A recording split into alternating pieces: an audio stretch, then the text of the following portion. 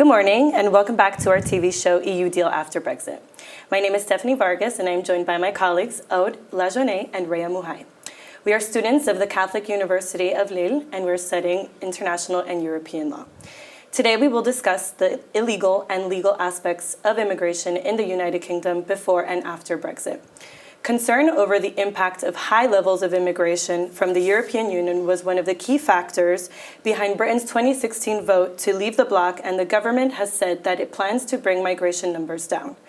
The new system in place from January 1st, 2021 will assign points based on specific skills, qualifications, salaries, professions, and only give visas to those who have enough points and will treat EU and non-EU citizens the same.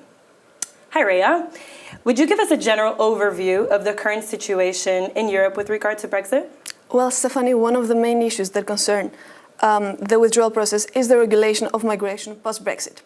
As the UK left the European Union, consequently, the free movement of persons will come to an end, and therefore the UK will no longer abide by the free movement directives.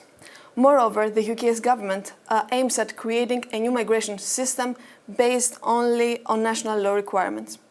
Okay, great. Thank you for the information. And so what was the situation for third country nationals coming to the UK before Brexit?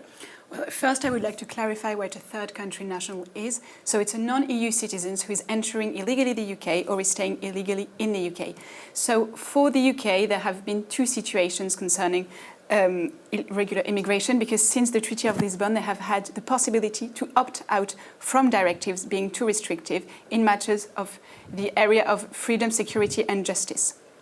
Okay, and would you further clarify what that opt-out means? Well, it means that the UK, if they believe that a directive drafted by the EU is too restrictive concerning their sovereignty, they can decide not to implement the measures in the internal level. So basically it means that irregular immigration is a domestic concern. So obviously there are sanctions. For example, an irregular immigrant can't cross the borders. They can be deported if they are found out. They can't buy houses, they can't rent cars. So they have lots of restrictions, and the UK only has to respect human rights. Otherwise they can be found of a violation by the Court of Justice. I understand. And how will EU citizens in the UK and UK citizens in the EU be affected post-Brexit? EU citizens currently living in the UK will not be affected by the new migration plan. However, if a European citizen decides to reside and work in the UK after the end of the implementation period, they will have to be assessed on the basis of their skills and other country of origin. The same applies to the UK nationals living in the EU. They will continue residing and working in their EU member states, but if they decide to move to another EU member state after the end of the implementation period, they will consider as third country nationals and will be subject to different migration rules. Okay, I understand. And what will be the criteria then for a job seeker in the UK? The UK government has declared that migration rules after Brexit will be stricter, as they will only have two work routes. The first one will be for high-skilled workers from all countries, meaning that they're searching for innovators, for business investors, for exceptional talents, people who will contribute directly in their country's economy. The second work route is for temporary short-term workers for all skills levels coming from low-risk countries. In both cases, people concerned will need to have secured their permission before entering the UK. Okay. And what is the UK's position on third country nationals entering the UK now that they have exited? Well, it's not going to change much because, as I was saying, because of the protocol allowing the UK not to opt into directives, most directives that were too restrictive for the UK were not being implemented at the domestic levels, and the directives which were not restrictive were implemented, but often it concerned areas of law which had already been, which were already governed by national acts. So on that point, it's not going to change because they're not going to change the legislation. The only important point which is good for the UK is that they won't be bound anymore by judgments of the Court of Justice. Hence, they won't have to respect human rights as much. And this we can notice especially when immigrants will be crossing the border, there will be easier deportation.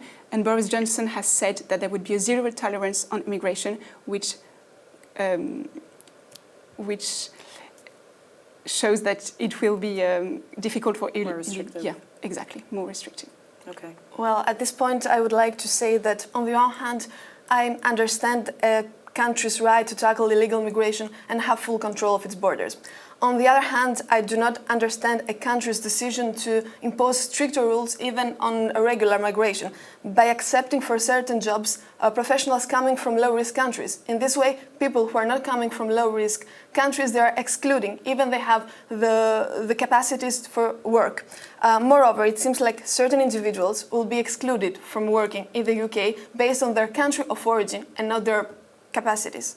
I definitely understand both of your concerns.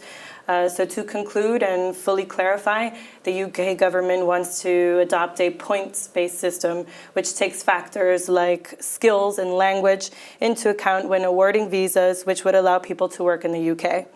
In a policy statement issued by the government, they say that in order to obtain a visa, applicants from anywhere in the world need to have a job offer from an approved employer at an appropriate skill level and speak English. That will get an applicant to 50 points, but however, they must have 70 points to be eligible for a visa. Therefore, it can be very difficult for someone to obtain a visa to work in the UK. Well, there we have it. I want to thank you both for joining me today. And to our viewers back at home, thanks for listening.